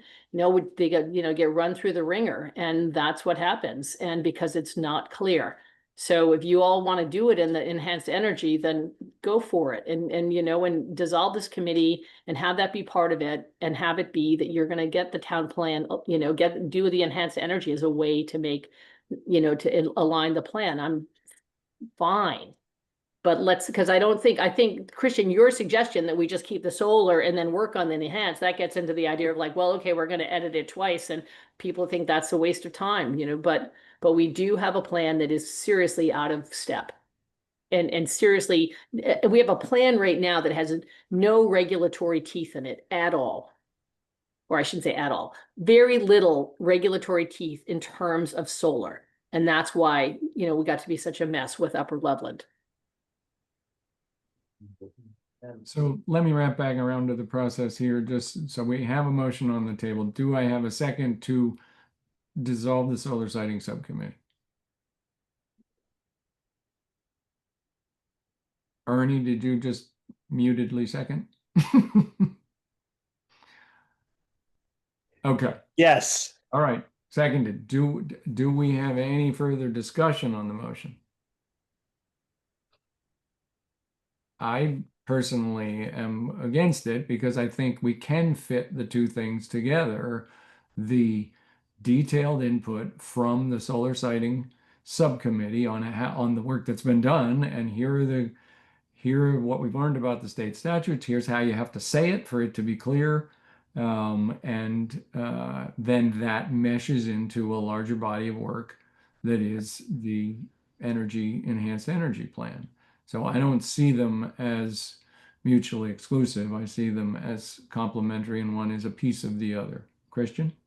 Just to be clear, the motion on the table is nothing to do with accepting the draft charge as written, correct?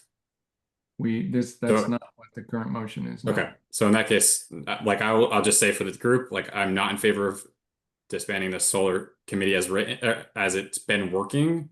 That like we can come back to point 3 in the bullet, but I'm totally like in favor of entertaining the work that's been done to this point, and hearing the solar siting committee see that process through to the end, hopefully in the short term, Mary. But I'll come back around to discussion on the draft charge as written. Ernie? I'm not really in favor of disbanding it. I'm just so that we'll have the discussion. Because I think a very good point is that the solar siting committee, or whatever it may get renamed to, is done good. We can't lose the work, but it is it's part of the regulatory body, the planning commission. And it's not an advocacy group. It's supposed to listen to it. We should be listening to the advocacy groups. That's part of how information gets to a legislative body, which is what we technically are. And so, I don't really have a problem with the advocacy groups advocating. I still am a little bit shell shocked by some of the hostility at that whatever meeting it was that I remember people starting to yell during, or it felt like it anyways. But beyond that, I mean, I've always been, I'm interested. I've been waiting for solar power since I was a little kid. I thought it was such a cool idea, and I still do. I don't want to see it throttled. I just, just like everything, I love automobiles too, but there are right places and there are wrong places for them. I like, there's a whole pile of stuff I could go on. It's a silly list in a lot of ways. The point is that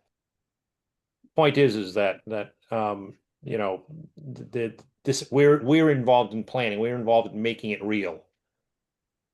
Yeah. We're not advocates. We make sure that it happens.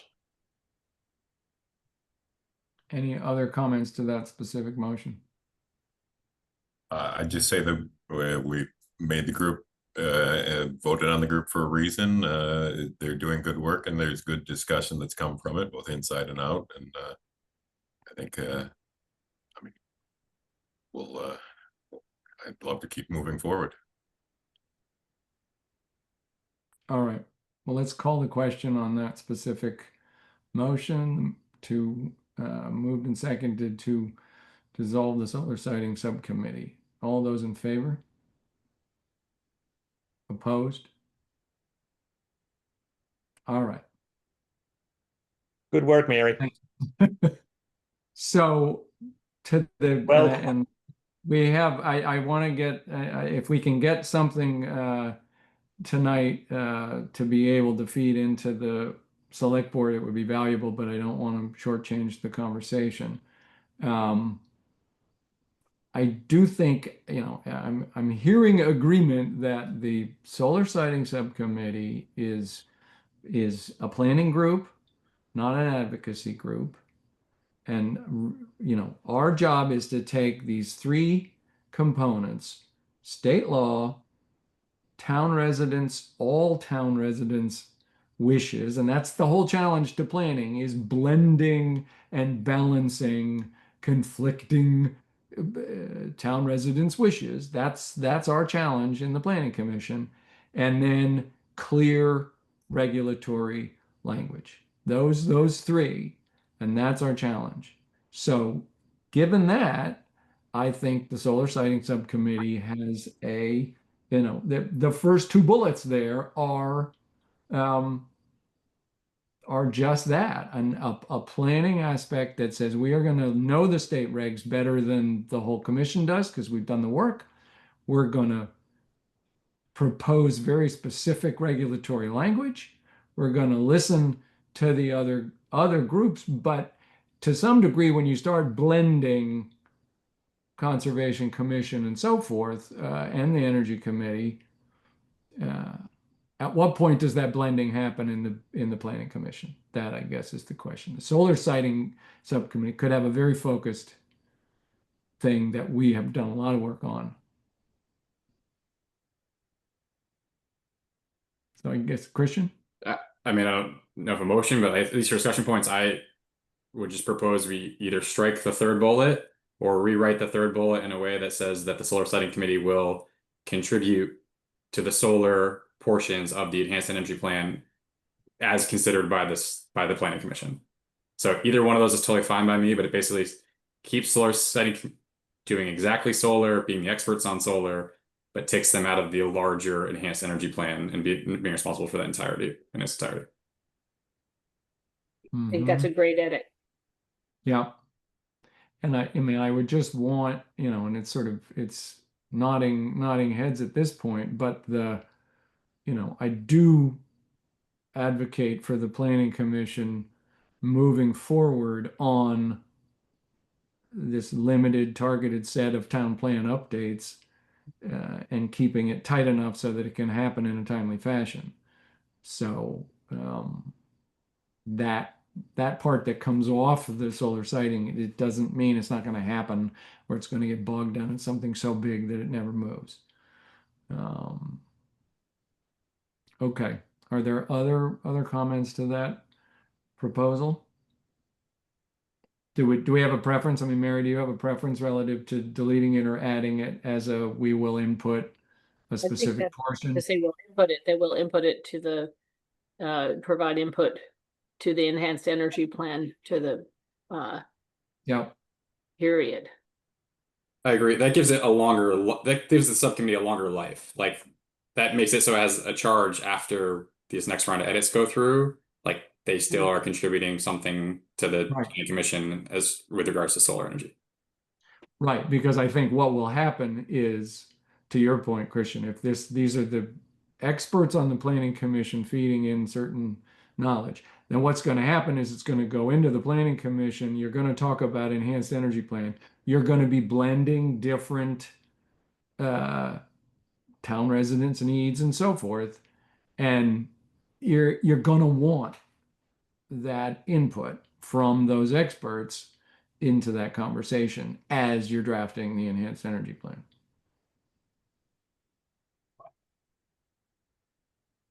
Okay. So what I'm looking at for changes was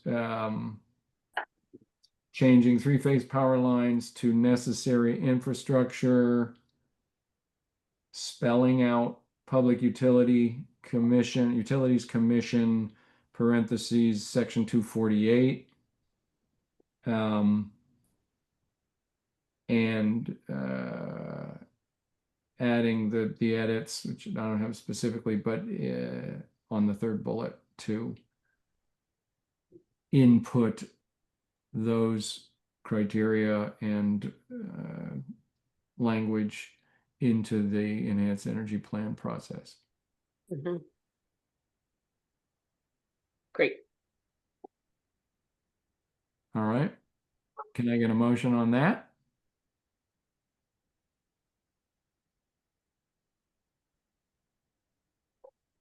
Should accept the charge as written. Or as described. Sorry.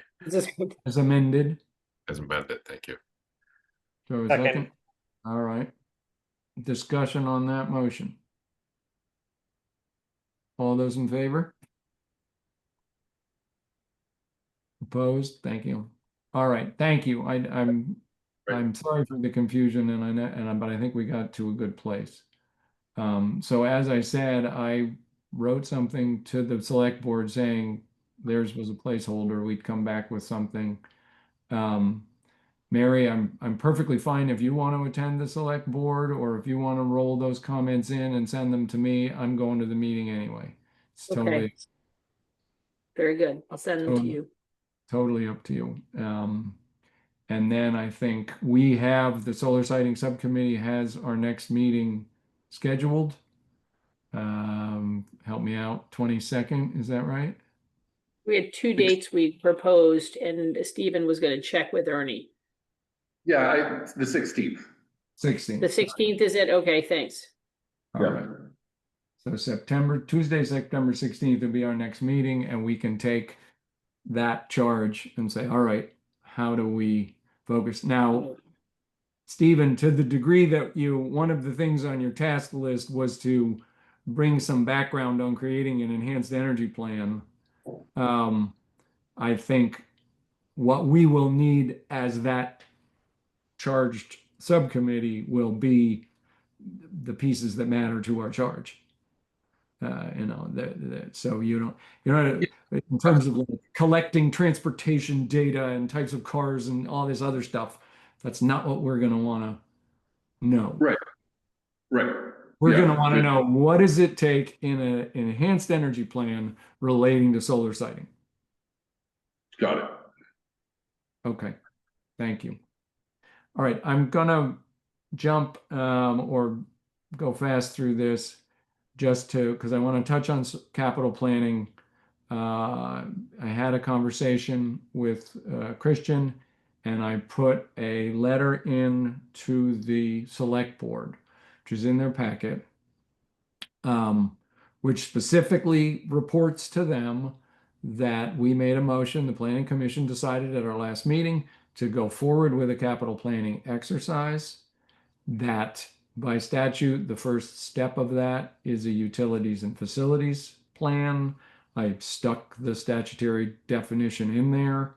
And then I said we would, of course, welcome the earliest opportunity to discuss with the select board how to go forward with this and with the town manager's office. So that's in their packet. It's not on their agenda. I was planning to speak in just the either correspondence or public comment period to say that point to it, encourage them to put it on the agenda. But in speaking with Christian, the first thing we got to do is the inventory. The utilities and facilities plan is the inventory. How many miles of sidewalks, how many fire engines, how many, and so forth. And collect that and put it in a unified spreadsheet, basically. Christian has volunteered to run point on that. It would be great to get another planning commission member to join him with that.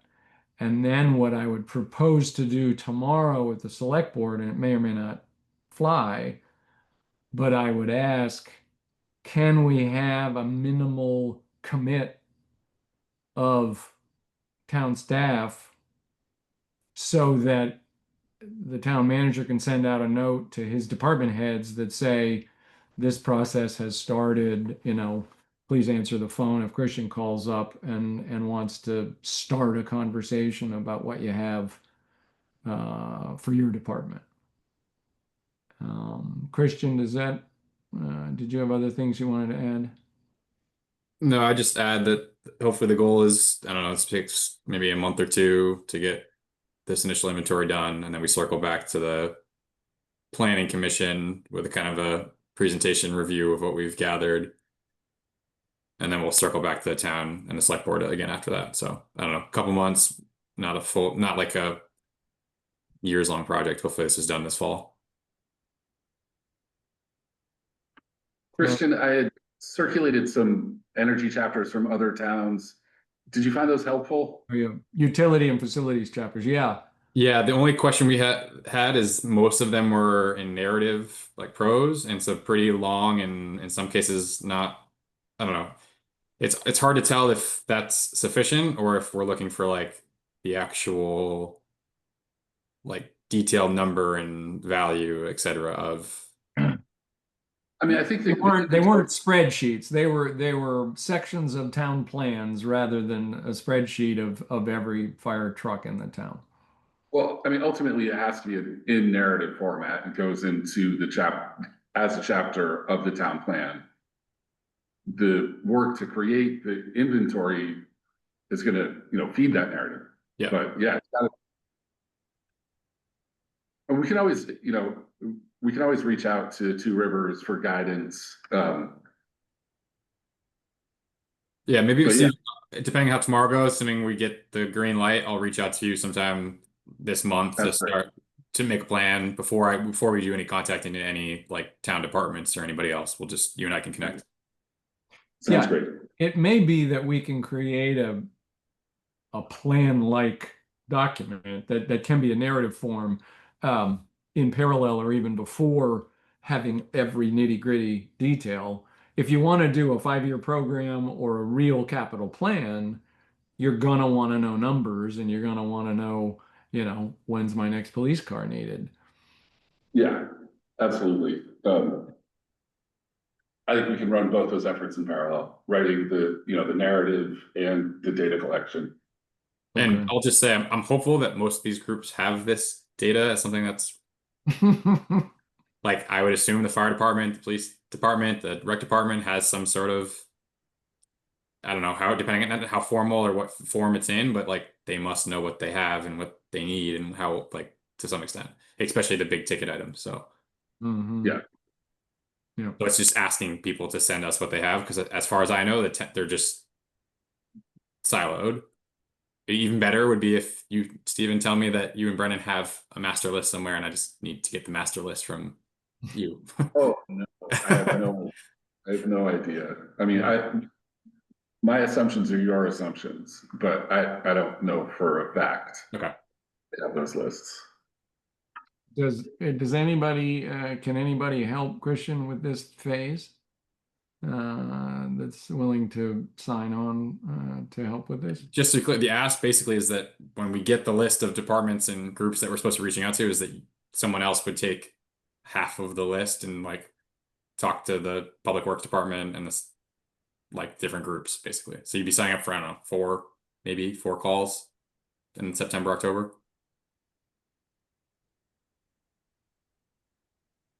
I'll talk to you a little bit more later. Okay. Okay. I'll try and figure something out All here. right. Thank you, Bob. Okay. Can we jump to minutes and get on home, so to speak? Yep. Any comments on the June 10th or July 8th draft minutes?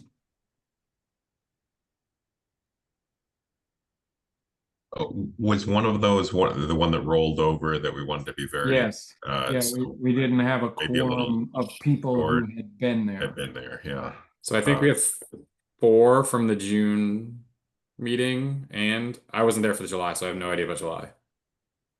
Do we have Stephen, do you see who was attending? Do we have Oh, I'm sorry.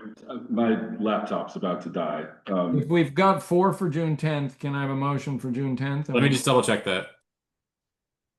That was Yeah. the public hearing? It was the big Yeah, myself, Ernie, Bob, and Jan. So we're good there. So Okay. that one Yeah. we can do. I don't know about the July one.